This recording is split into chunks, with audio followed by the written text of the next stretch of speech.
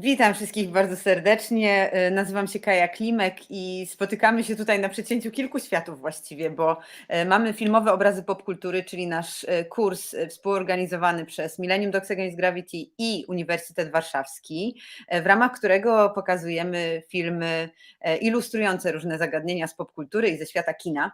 No i właśnie to jest ta jedna rzecz. Druga rzecz to jest Akademia Dokumentalna, której logo nawet widzicie na ekranie, czyli w ogóle połączenie świata filmu dokumentalnego ze światem akademickim, więc to jest druga rzecz. Trzecia rzecz oczywiście jest to spotkanie dla wszystkich fanów kina dokumentalnego, ale też horroru spod znaku Egzorcysty Williama Friedkina, bo jest z nami dzisiaj reżyser filmu Na wiarę, czyli filmu o egzorcyście, Alexandrem O, Philippe. Bardzo się cieszę, że się spotykamy, ale już pora przejść na język angielski, więc zachęcam wszystkich do zadawania pytań. Można po polsku, można po angielsku. My te pytania widzimy. Jeśli będą pytania po polsku, to ja dla Aleksa je przetłumaczę. Zachęcam, żeby zadawać je w miarę prędko, bo spotkanie oczywiście ma ograniczoną długość. Także im prędzej te pytania się pojawią, tym łatwiej będzie nam je wpleść w naszą rozmowę. Okay, so enough with the Polish introduction. That was just for the sake of academic and of course to encourage people to ask questions to you, Alex. It's so lovely to see you again. I'm glad that you found time for us because this is like a kind of full circle. We've met having this one side Q&A that I've seen you, you haven't seen me when there was the festival in 2020 and we were talking about your film, and now after a year and some we meet again to talk about it again for the students of Warsaw University of Warsaw. So thank you very much for having us. My pleasure. It's super to be here with you. Yeah. Yeah, and I admire the fact that our walls are matching. It's nice. Not my wall, but it's a wall. Yes. There's a lot of interesting things in there, like some flies, some horses. Butterflies. Yeah, it's a house that belonged to these advertisers back in the 60s and 70s, and so they have actually kept the house exactly the way it was. So it's very old school, but it's they're temporary digs right now for me in San Diego. So yeah, great. So it has the history, and of course that can let us jump into the situation that we are meeting around. Why did you choose this film to make? I didn't choose. I didn't choose the film. It was actually it was the film that chose me, because I was not planning at all on making a film about The Exorcist, except that I was at the Sitges Film Festival, which I've been to many times, which is it's basically the largest fantastic film festival in the world, for those in the audience who don't know this. And I was actually showing 1752, my film on the psycho shower scene, and I was having lunch on the port one day with the director of Dead and Buried, Gary Sherman. And then William Friedkin, who was behind me, just called me to his table because he had heard a lot about 1752. And he invited me to his table and asked me to send him the film right away. He loved it. And then essentially invited me to have lunch with him in Los Angeles 3 weeks later. And then basically, long story short, give me the opportunity and carte blanche to make a film about The Exorcist. So it was kind of fate in a way that made this film. Yeah. Mystical kind of appearance of Totally. William Friedkin just next to you, and it feels like he kind of wanted to tell the story. Not only you wanted to hear it, but of course, when we watch the film, we have this feeling that he's a talker, that he wants to share the story. But I want to ask you something that we were talking with Mateusz from Millennium Docs Against Gravity just before our meeting. Like, did you believe everything he said, or was there this kind of notion that there is a myth of Exorcist, there's a myth of William Friedkin as a director, and that he's just like telling you a bit of a like a story or a tale about some stuff? Or did you because we have this leap of faith? So right. Oh, I mean, there's no question that Friedkin very much like Hitchcock or John Ford, comes with his own mythology and is aware of his own mythology and has definitely sort of peddled his own mythology throughout the years, right? But I do believe that there was a desire for him this time to let a lot of his guard down and to start really, to allow me closer to real William Friedkin. I mean, I think, without spoiling the film, I don't know who in the audience here has watched the film or not, but obviously the whole ending in Kyoto and his relationship to the Kyoto Zen Garden, which is my favorite part of the film. Of course. We were crying. Yeah, it's hard. It always brings a tear to my eye, every time I watch it. This is not the kind of stuff that William Friedkin would have talked about, I think, for most of his career, because I think the myth, in a way, of the sort of the maverick filmmaker that he has maintained over the years, I think has in some way probably prevented that side of him to come across. But when we started working on this film, he was 83, he's 85 now. And I think he probably saw an opportunity to reveal a part of himself, not just of himself as a filmmaker, but as a person that had not been seen before. And so I think there's a lot more truth. I mean, I think there are these moments of the sort of like William Friedkin, the showman, that definitely come across, but I think they're fun, and I've kept them because I think he's very entertaining, But I really wanted to make sure that the humanity, that the sort of the essence of William Friedkin, would come across, and I really, really strongly believe that I think if you understand how Friedkin thinks or feels about the Kyoto Zen Gardens, I think you can go back now and look at his films through a completely different lens. Yeah, it's nice to rewatch his films when you know that stuff and when you heard that, because it really changes the perspective on some things.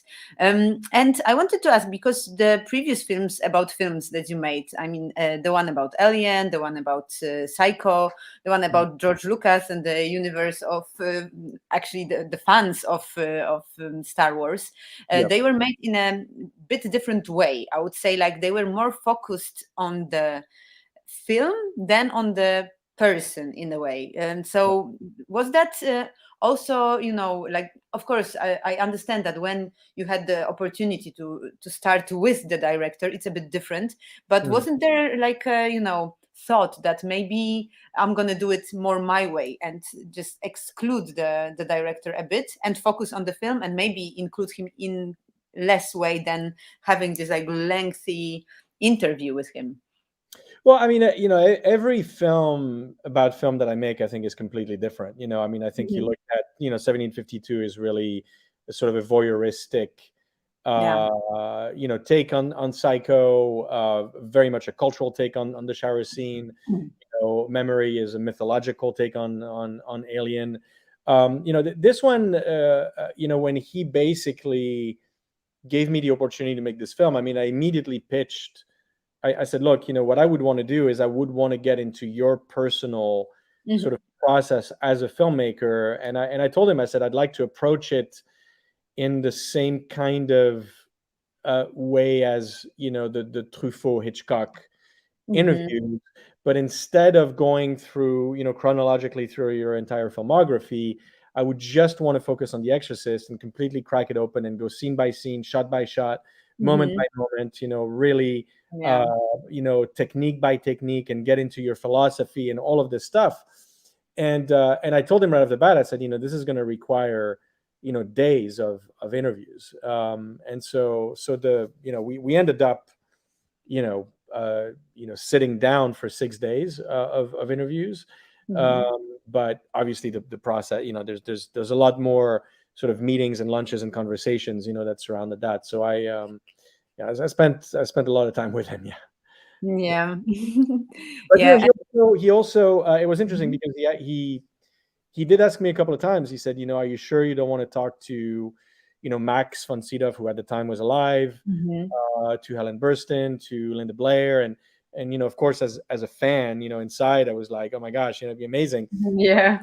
I kept true to the vision that I had for this film, and I said, I would love to talk to them, but this is not the film that I'm making, and he's and he never questioned. I mean, the thing that's amazing to me is that he not only did he never question, he never asked to see the film before it was finished and ready to go for Venice. So he gave me an incredible amount of trust.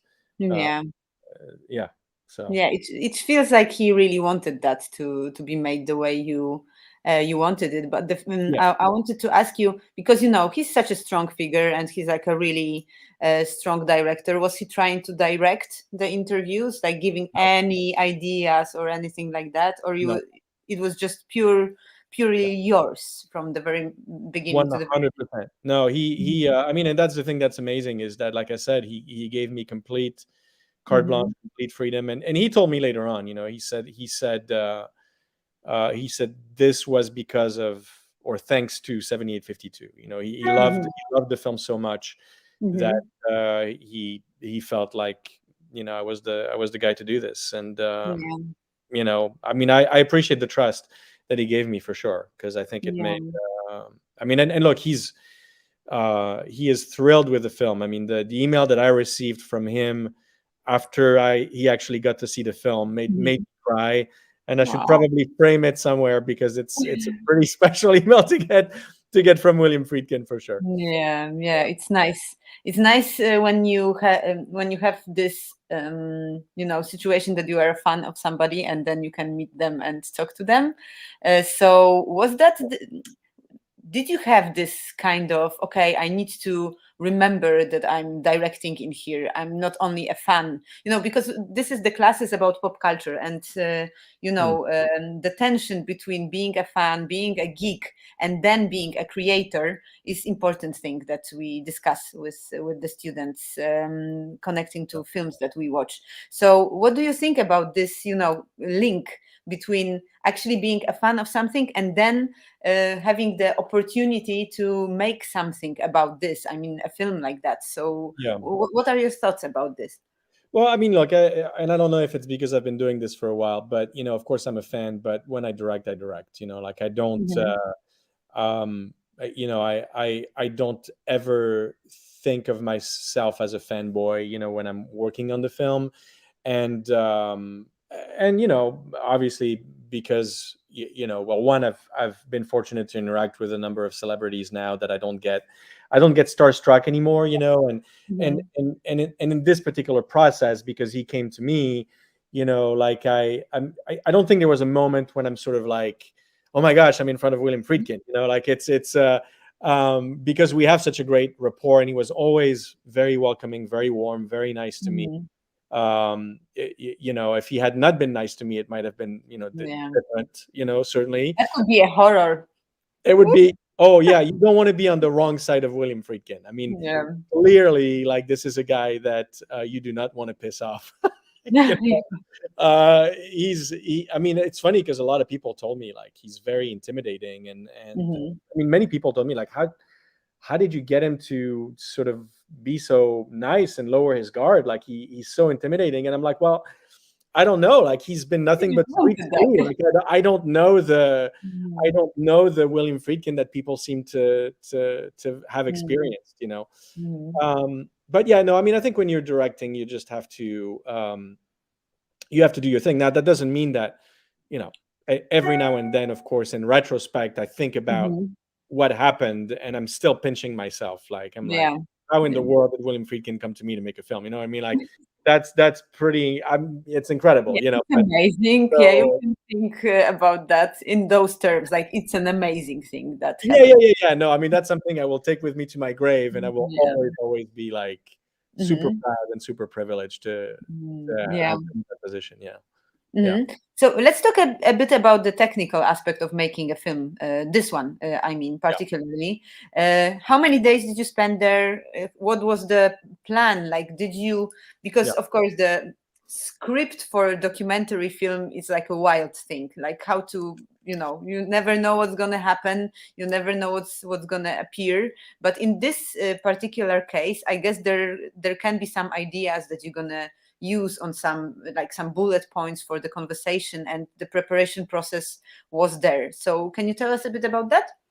Yeah, I'm not sure I would agree with you that the process is wild, and I think it's actually not that wild. And I think, well, let me take a step back, because I really think this is really important, especially for students of documentary filmmaking. I think there's a lot of misconceptions, and I think I'm trying to push back against the industry that calls documentaries non-scripted or unscripted division. I have a huge problem with that. I have a huge problem with the fact that we call fiction films narratives and that we call documentaries unscripted. At least we do in the US. You know what I mean? Yes. I think documentaries are just as narrative. I mean, a narrative is a story, right? And I think that and look, I mean, I have a whole class built around this, which is called, scripting the unscripted, which I don't think that enough documentary filmmakers think in terms of you have to write a screenplay. For me, my background is in dramatic writing. And I think it's essential for a film, any film, whether it's a documentary or a fiction film, to work on the page before it works on the screen. So first of all, now, of course, that said, I agree with you that the magic or the beauty of documentary filmmaking is that you never, of course, know what is going to unfold before you. But you cannot go into making a film not knowing what it is that you want to make. It doesn't mean that it can't change. It can, and it most assuredly will. For instance, when Friedkin started talking about Kyoto, that came out of nowhere. That completely came out of the blue. That was not something that I planned for. That way, the style, the structure, the general approach, and the idea for the film is something that you work on very hard before you start shooting, at least in my process. So I'll tell you about my sort of pre-production process, which was very specific actually for this particular film. So, well, because The Exorcist is so intense, and it's emotionally, you watch it once and it just drains you, right? True. So, been there, done that. Yeah, right. So what I did is, in preparation for it, because I wanted to break down, because when he told me that initially he wanted to give me 3 days of interviews, I started to break down essentially those 3 days into interview sessions, and what the themes of the sessions were going to be according to the structure that I wanted to give the film. And so I decided to take the film with me. And I created this little sort of routine where, I booked an Airbnb in Northern California on a vineyard. So in this beautiful location, very close to Bodega Bay, where Hitchcock shot The Birds. And so my routine, so I basically, I very consciously picked sort of an idyllic location to counterbalance the intensity and the horror of The Exorcist. So I had this essentially office with a view on a vineyard, right? But so I would wake up at 5:30 in the morning. I would drive in the fog right by the Potter School where that famous scene from The Birds, took place. I would sort of pay my respect to Hitchcock. Bucolic, I would say. Bucolic, idyllic surrounding. Completely. And I would go on the beach. I would walk for like an hour and a half on the beach, go and get my coffee, get back to the Airbnb as the sun was really rising and the fog was rising, and watch The Exorcist. And I did that every morning for 30 days straight. And then basically, after watching the film, I would sort of let it sort of wash over me and start working on whatever came up that day, what started, what themes, what ideas, what questions I had, and just really started organizing everything according to the interview sessions that I was essentially planning to have with him, so that by the end of the 30 days, I was completely prepared, I was structured, I knew where I wanted to go, and then boom, off we went. But of course, by day 15, I started getting some pretty bad nightmares. It's impossible not to, I guess. Exactly. So this is actually what you described as a process, is like this kind of enhanced cinephilia, I would say, because that's what we do when we are cinephiliacs. I guess that's the word for that. Cinephile. Yeah. Cinephiliacs. Maybe it's not the best. Cinephiliac is a cinephile who doesn't sleep. Yeah. Cinephiles. We rewatch those films to find new levels. I do that with Inception every 1st of January, because that's the film that I rewatch, and always I find something else. Yeah, and sure. It gives me pleasure. But if it comes to rewatching horrors, doesn't it kill the vibe? I mean, because it's scary film, so it should work on your emotions. But after seeing it so many times, do you still get what it's supposed to give you? I mean, because this is one of those genres that it's supposed to work on this like visceral, really body kind of level. It's one of these like genres of excess, as Linda Williams called it. So you actually physically feel the film. Do you feel anything when you do that so many times? I don't know. Like, that's the question of, cinephile. One cinephile is asking the other cinephile. Do you still, get what it's supposed to give you? I mean, I think every great film you will never tire of it, because there is always something new. And I mean, of course, The Exorcist is a horror film, but it's fundamentally a spiritual film. It's fundamentally a film about love. I mean, about the love of a mother, and the heartbreak that she goes through, and the love of a son in the case of Father Karras, and the heartbreak that he goes through. And once you strip away all the stuff that The Exorcist is known for, it's a very simple, powerful, emotional film. It's an incredible journey, and I mean, I think for Friedkin, like, I mean, he actually told me, if he were to remake The Exorcist today, he would have toned down the special effects a lot. Okay, so make it even more emotional in the way what you can do without showing that much. That it's not neat, that the whole, he feels that it wasn't necessarily necessary to go all the, as far as he did with the special effects. I mean, and that's really, quite frankly, what I wanted to look at. I mean, look, the special effects in The Exorcist have been well documented. And I told him from the get-go, I said, I'm not interested in talking about special effects. We're not here to talk about special effects. We're here to talk about The Exorcist through, art, music, classic cinema, your own inspirations and influences, and your philosophy. And we were completely on the same page there. Like, he really, he also told me he didn't really have much of an interest in talking about special effects, because who cares? I mean, who cares? I mean, it's great technically to know how certain things were done and were accomplished. It's interesting and it's valuable, I think, certainly for students of film, who makes special effects movies. But beyond that, I'm much more interested in, for instance, when he talks about his favorite scene in The Exorcist, which is the very simple 2-camera setup of Kinderman and Chris, were sitting and having coffee. And and she knows what he's trying to imply, but she can't show it. And the camera very, very slowly, almost imperceptibly, moves in on them. And then once the camera reaches the highest point of tension and there's this sort of release, the camera very, very slowly. I remember that scene so vividly, like I watched it yesterday. It's so strong.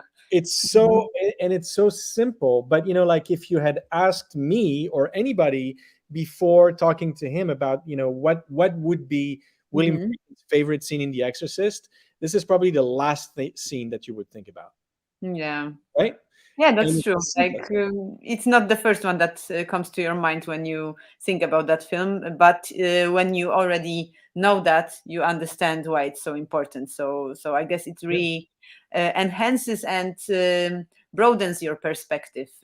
Because of course there's this question like, okay, so if you watch a film so many times and then you watch your film with this kind of, dividing the film into parts and analyzing it, can it still, be something fresh?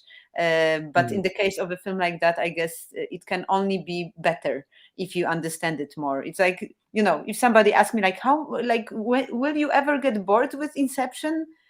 I'm not gonna ever get bored with Inception. It's like one of the greatest films that work on every screening. It works for me because there's this, as you said, with Exorcist, there's this kind of tiny grain of heart hidden deep down that it's just a film about the guy that wants to go home. This is Inception in a nutshell, actually, because he loves.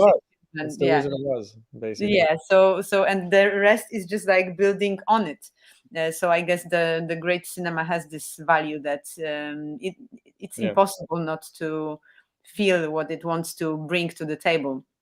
But let's talk about making a film about the film, because that's also interesting thing to have it as a part of filmmaking, in general. I mean, there are a lot of stories to be told. Of course, in narrative fiction cinema, that's one thing. In documentary, you can find interesting people that you want to talk about.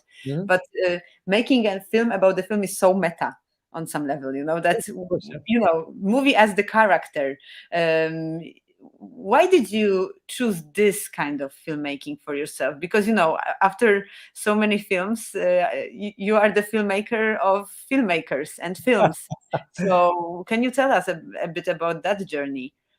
It's just something that became a natural thing. I've always sort of made, I feel very fortunate that I've always made the films I wanted to make. I've always sort of followed my my heart and my passion on that front, and now that I'm finishing essentially my 10th feature, which is crazy to think that. Wow. Yeah, 10 features, like, whoa, okay. It's a milestone, for sure. And I now that I look back, I can see the evolution. I can map it back, and I can understand how one film led to the next and led to the next. And clearly I have very distinct obsessions about specifically the way about the way that cinema can become a cultural event, that certain moments in cinema transcend the medium and become cultural events, and trying to understand why those moments became so important. And I'm just really interested in the way that cinema works on our brains, and on our memories, and the way that we're influenced and and impacted by film. That how certain films, when we grow up as just film lovers, can have such an impact on us that they can actually inspire us to become filmmakers. And so, that's really, I guess, in a way, part of what my research is.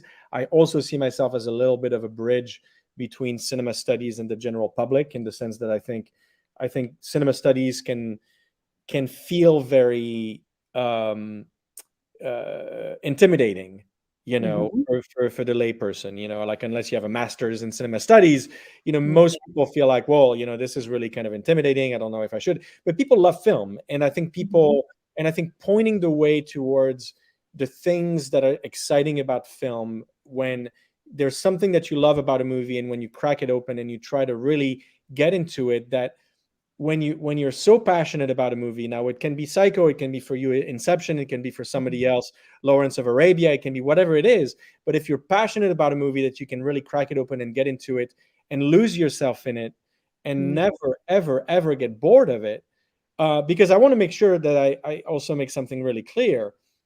I think that what I do is not about dispelling the myths or the mysteries about film. I think, in fact, the films that I make create more mysteries. This is not about elucidating or saying this is the definitive film about this film. Like, that's BS. Who talks like this? Who says like this is the definitive film? No, like, there's 100 films out there that could exist about The Exorcist, or about Psycho, or about anything else. Because I also feel very strongly that like if you gave me just the shower scene and said, Alexander, you're going to make for the rest of your life, you're going to make nothing but films about the shower scene, you don't have the right to do anything else, I would have a complete full life. Okay. Because you can ever get to the bottom of that scene. Just like you can never get to the bottom of Inception, you can never get to the bottom of The Exorcist, you can never get to the bottom of anything that is that great. I strongly believe that. Yeah, I'm the same team. Team this kind of notion, because it Yes. really feels like that you can discover many new things with every screening of this kind of stuff.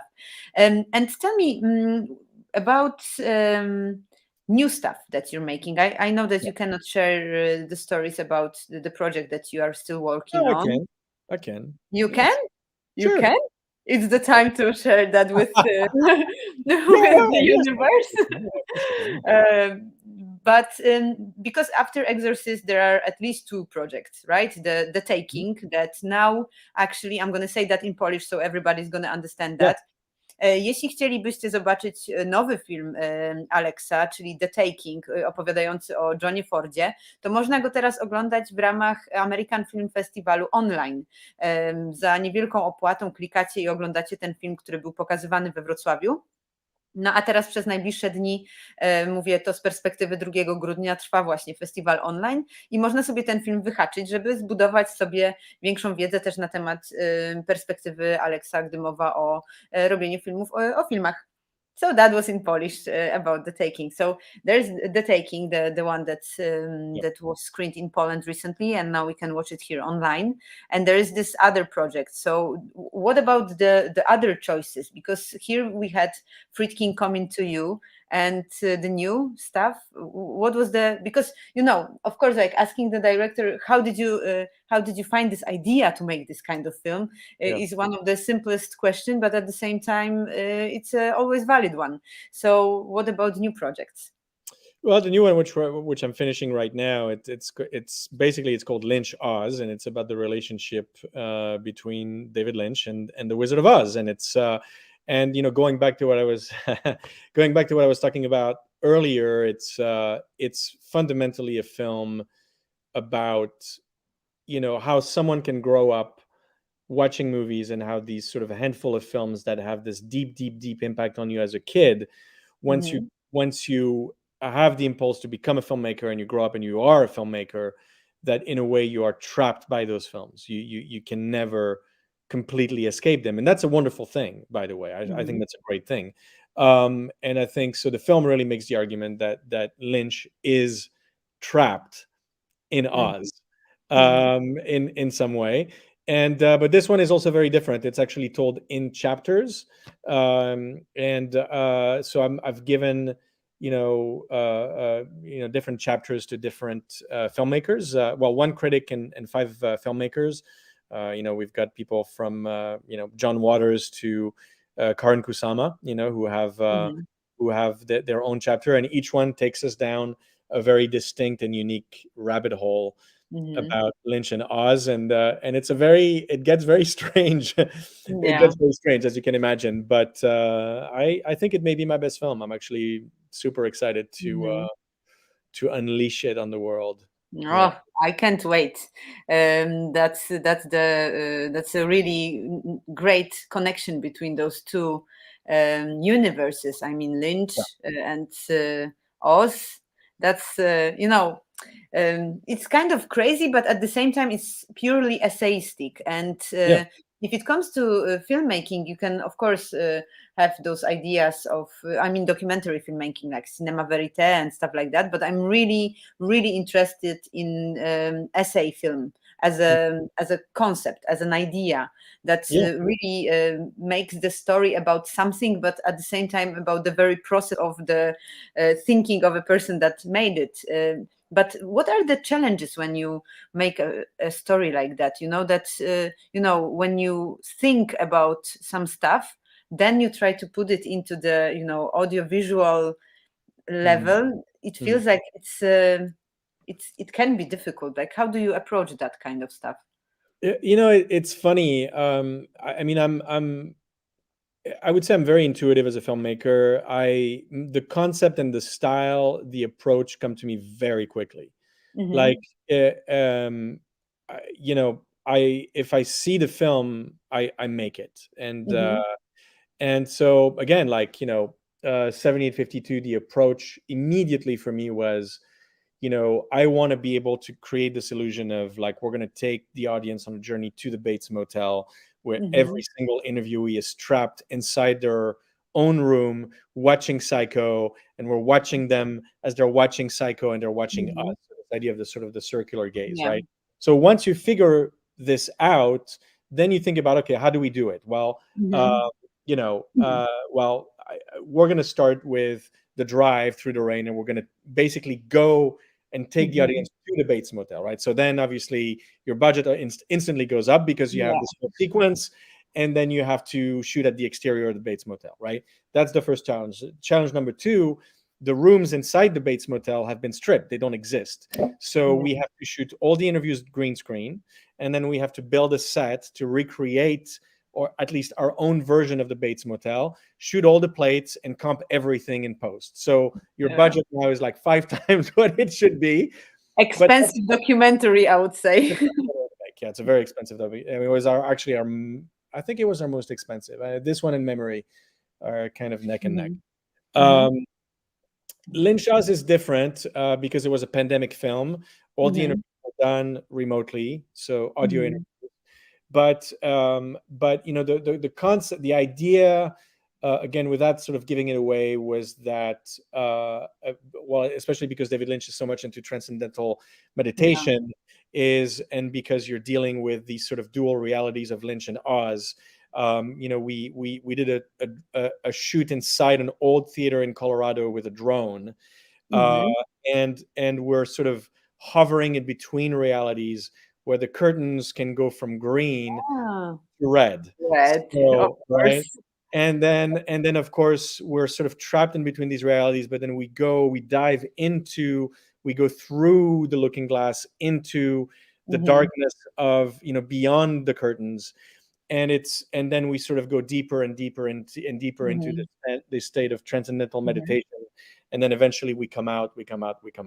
So it's like a journey. Actually.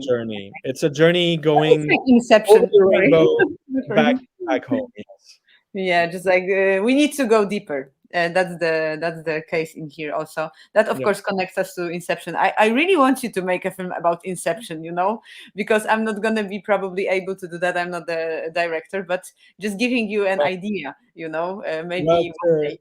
I probably shouldn't say this, but I will just say that, and look, I'm not even expecting it, but Karin Kusama wants me to make a film on Christopher Nolan. They're very good friends, and she's going to talk to him very soon. So, like I don't even expect like crying, He'll probably say no. But I already have a concept. I've already pitched a concept to her, and she's going to talk to him about it. So. We'll see. Wow, Alex, that would happens. I'm a massive Chris Nolan fan, but I know that.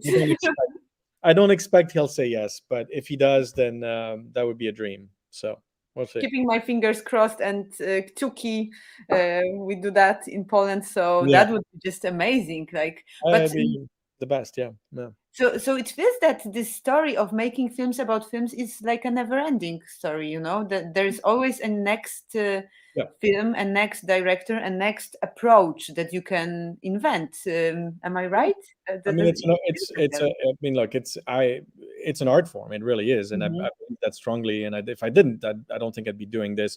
But I also feel like for me, it's really important to keep stretching that form and keep trying new things, and I feel like every film in a way sort of poses new questions, both narratively and stylistically, and new ways to dig into film. I mean, I think Lynch's is my first kind of mashup movie in a way, but I think it presents new possibilities about again, our way of thinking about influence and inspiration that are very different from Leap of Faith, which is a director Mhm. specifically talking about his own influences and inspirations.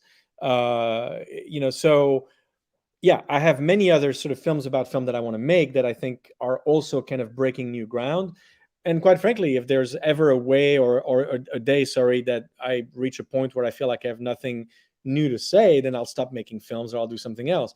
But right now I'm nowhere near that point. There's many stories that I want to tell, many things I want to explore, and hopefully I'll do it for many more years. Yeah. But at the same time, the films and the filmmakers are the widely acknowledged ones, the great ones, like the big names, the great stories, the best films ever made. I mean, Psycho is one of those. Again, Exorcist, now Lynch. What about the poor filmmakers? I mean, like the bad films, the stuff that it's. Is there anything interesting in it? Like, can you tell an interesting story? Based on the film that it's broken, that it's not really a good one? Do you think about this kind of I mean, cinema? yeah, of course. I mean, but again, you'd have to sort of define what is broken, and I think what's good for me is not what's good to me is not necessarily good to you. It's like, but I mean, we can talk about a film like The Room, which has become a cult sensation. Yeah, and it has a film that was really made about it. I mean, Disaster Artist, right? Yeah, but there hasn't been. I mean, it would actually be an interesting film to make a documentary about, for other reasons, I think. But I mean, the film is known basically for being a bad movie. It's a lot more complicated to me because I think it's a film that has such a singular voice behind it, just the way that Ed Wood had a very singular voice. Yeah, sure, they're not good movies. You catch yourself laughing at the film a lot more than you're laughing with the film. But there's something so sort of deeply genuine about the approach and the way that the film is being made that I think you can absolutely make the argument that Tommy Wiseau is an artist, that he is a singular voice in filmmaking, because that is his worldview. I don't think there's a gimmick. I think there's a huge difference between a film like The Room and a film like, I don't know if you've seen Birdemic, which is Yeah, it's just trying to be this kind of cinema, but it's made in this kind of, so conscious way. Exactly. I wouldn't call it cynical, because probably it's not a cynical voice, but at the same time, it knows what it's doing, and it's not the same. No, because it's somebody who woke up one day thinking, I'm going to make a bad movie, and that's going to be my shtick, as opposed to, I really believe Tommy Wiseau did not wake up. I think he woke up saying, genuinely, I want to make a good film. He's of pure heart, I would say. Yeah, and he did. I mean, he didn't make a good film, but he made a film that, I mean, look, I've seen The Room in Los Angeles at the Egyptian Theater with a full house and Tommy Wiseau there. And you have these waves of laughter and insanity going through the theater. And I'm like, if that's not a good movie, then I don't know what is. Because if I go and watch any Hollywood blockbuster right now, I'm not feeling the electricity in the room. There is electricity in the room when you watch The Room, And so I think in many ways you have to sort of respect that and say, pretty amazing. Yeah, that's true. Actually, next to me there is this poster from You Don't Know Me, the film about showgirls, and I remember very vividly one thing that it's said by one of the persons that was interviewed, because it was also this kind of almost like pandemic film that interviews and shots from the film, like really, I would say, affordable kind of filmmaking if it comes to essay film. But there was this interesting thing that was said, and I wanted to ask you what you think about it, that there are those films in the history of cinema that after they are released, people talk about them, and then with years you can't say anything new because everything has been basically said. It's kind of this filmmaking that gets the access to the Oscars. The examples that were mentioned there were films like Forrest Gump, for example, that it would be maybe difficult to say something new from the perspective of 2021 about Forrest Gump that has been said in the 90s. It's just a thesis, I'm really interested what you would say. And Well, films like the legendary films, I mean, like Exorcist, and as the like bad legendary films or legendary bad films have always something new to offer, and they can change their meaning. What would you say to this kind of notion? It's funny once again, like you keep picking the things that I'm sort of in the background working on right now, because we're actually actively talking to Paramount Plus about making a film on Forrest Gump. So yeah. I'm like this kind of mystical, intuitive person now. I guess you are. So I'm gonna debunk your point Please do. on Forrest Gump. I know what you're getting at. I Yeah. think I don't think Forrest Gump is one of those films. I think Forrest Gump is actually particularly interesting today because Forrest Gump is fundamentally a film about an America in flux.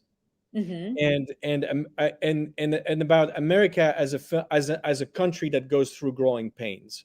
Well, America is going through some serious growing pains right now, and I think looking at Forrest Gump through the lens of today, I think would be particularly interesting, and I think you can make a very, very interesting film about Forrest Gump right now. That said, I know where you're getting at. I think there's a number of films, especially films that tend to win the Oscar, that that was just an example, but I guess it was a good one because it's connected to what you're thinking about now. But I think there's a lot of films that I agree that they're very good films or whatever. And then like, what are you going to say about Shakespeare in Love? I mean, I don't know. What are you going to say about I don't know, Crash? Yeah, exactly. We said it at the same time. That's weird, but it's okay. It's one of those We're films. not talking about the Cronenberg one, obviously, but we're talking about about Paul Harris was the name of the director. I remember now. But I remember that year very vividly because that film won with Brokeback Mountain. And I was really. What are you going to say about Brokeback Mountain? Also, I mean, it's again, like I think Brokeback Mountain did its thing, and it's a good film, but I would never rewatch it. The emotions that I felt when I watched it the first time and the last time at the same time were so strong that I would never get there once again, I guess. I mean, it was an important film socially speaking, but is it a great film? Is it a film that you can crack open and deconstruct? No, I don't think so. I mean, I don't think that. I think it does its thing, and it's fine. But as a film, like as a piece of art, no, it doesn't transport me. No, for sure. And there's a number of those films. I agree. I think there's a number of those films that you can't go beyond. But that I think there are films that are possessed, and when I mean possessed, I don't mean in the Exorcist way. I mean they're possessed by creative genius, and not just from the director, but from everything that happens. And there are films that operate that. There are films that tap into the infinite. Psycho taps into the infinite. Vertigo taps into the infinite. The Exorcist taps into the infinite. Those are films that, again, like the more you open those doors, the more you crack it open, the more like you open one door and then you find 10 doors in front of you, and then you open another one and there's another 20 doors that open, but that's because there's something else happening. Those are films that get into the magic of movies in a very, very deep way, and that transcend the maker, that transcend the filmmaker. And that's why they resonate so much with culture. And sometimes we don't even really know or understand why they resonate with us so much. But part of that fun, I think, is to try and understand why they do, because they tap into primordial things that are part of our DNA as humans, that go back hundreds and thousands of years into what it means to be human. And those are special moments, Yeah, that's the magic of the cinema, I would say. Like always when I think about that stuff, I get reminded about another Nolan film. I mean, Prestige, which is the film that it's exactly about the magic of cinema. Do you want to, like, I want to believe in a way what the story is telling me, and what the filmmaker is also trying to convince me to. It's this kind of, vision of not only reality but also of storytelling that we still want to be fooled in a way Yes. by cinema. But tell me, like, just asking, about the films that are made now, because of course the films that you are making films about have the story. They are kind of in the past already. But do you see that there are interesting filmmakers that gonna be those legends in the future, that maybe somebody is gonna follow your footsteps and try to make films about films in like 20 years, and there's going to be those filmmakers that are, we already kind of know them, but we don't know that they're going to be this kind of influential and that great. Do you have this intuition who could that be, and who's really telling this kind of stories that can be influential for the years to come? Well, I mean, I think there's a lot of great filmmakers working today, for sure. It's what's interesting is that we're no longer now, I think, in a world where a handful of sort of legends like the Titans were roaming the earth. Now it's a much more open sort of field, much more competitive. It's also much more complicated because you've got the streamers who are just keep throwing stuff at the wall. You've got a lot of great independent films or filmmakers who don't get distribution. So for a film to become an event and change culture is a lot more difficult. Yeah. That doesn't mean that there are not filmmakers operating at the highest level. There are. I think David Lowery is one. I think Karan Kusama is another one. I think the director of The Lighthouse, Robert Eggers. Yeah, Robert Eggers, is one. I mean, there's a lot of amazing filmmakers, but when are we going to get the next sort of shower scene? When are we going to get that next moment?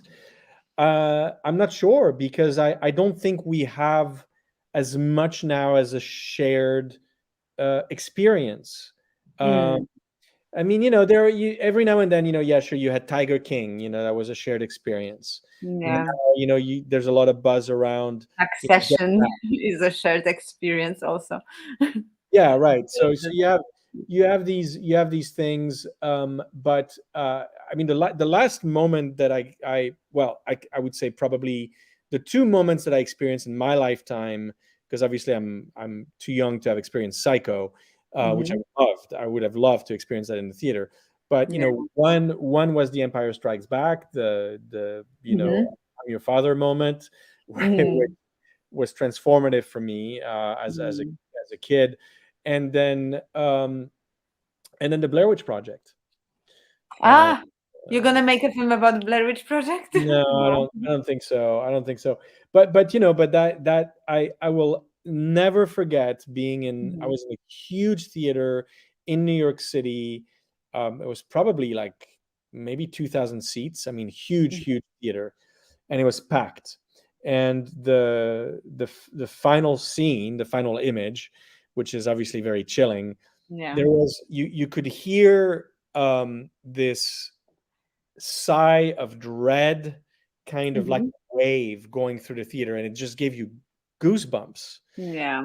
And I walked out of the theater at night in Times Square, and I was completely freaked out. And then I went to see the film the next day. I went back to the theater once again, and it had the exact same feeling. When was the last time that you were in a theater and you physically felt that film? Felt the film. Probably the time before was Alien, was the chest burster, and probably the time before was Psycho. I mean, it's once. Actually, I'm sorry. Okay, tell me. I'm gonna interrupt you in here because I felt it very recently. That I felt the film. I watched it 4 times already, and I felt it in my guts, and it was just something really out there, and that was Titan. the film that won I Cannes. still haven't seen it. Okay. Oh, so maybe you're gonna experience this kind of thing, because this is one of the films that actually makes you feel the film and what the character is experiencing, because there's like this kind of stuff, that's going on the screen, that it's really, affecting your body, because that's what we are in here talking about now, that you kind of feel something deep down in your stomach, right? So I guess that film can be like that for at least some people. So but let me ask you, because I'm talking about two different things, right? I mean, films that affect you deeply is one thing, but did you feel that or hear that in the theater? yes, Like, there was a collective reaction to the film. yes. Okay, great. That's cool. It That's was really at New Horizons when I watched it for the first time, and those moments everybody felt the same, because it's so out there that it's impossible not to feel this. I'm not going to tell you what's happening on the screen. No, Maybe sure, yeah. when you watch it, you maybe going to feel it yourself. But it was a collective experience, I guess. Yeah. Okay, that's cool. So I'm very intrigued now, even more so to watch it. You should definitely watch it as soon I as will. possible. I want to. I've been wanting to for a while. It can be one of those. That's why I'm asking you about the filmmakers that are working now, if they're going to be those titans. And I guess Julie Ducournau can be one of those titans. Maybe, yeah, maybe. I mean, I'm not sure that we need those that's another thing. titans of filmmaking. As long as we get great movies that keep breaking new ground, that keep doing new things with the medium, we're going to be fine. And I think I just wish we had. I'm just really worried about the streamers. I'm worried about the culture of content. I'm worried about the fact that there's so much mediocrity out there. I'm worried about all the people who come to me and say, I'm just bored of my Netflix membership. Where do I go and watch movies? And I'm like, well, do you know about the Criterion Channel? You know what I mean? Like, or the cinema, maybe the cinema. The cinema, yeah, exactly. Like, I mean, there's a concept, So I'm worried about all that, and I just feel like, I mean, that's always going to be the struggle, the corporate world. I mean, especially the big bloated cats that make all the billions and billions of dollars.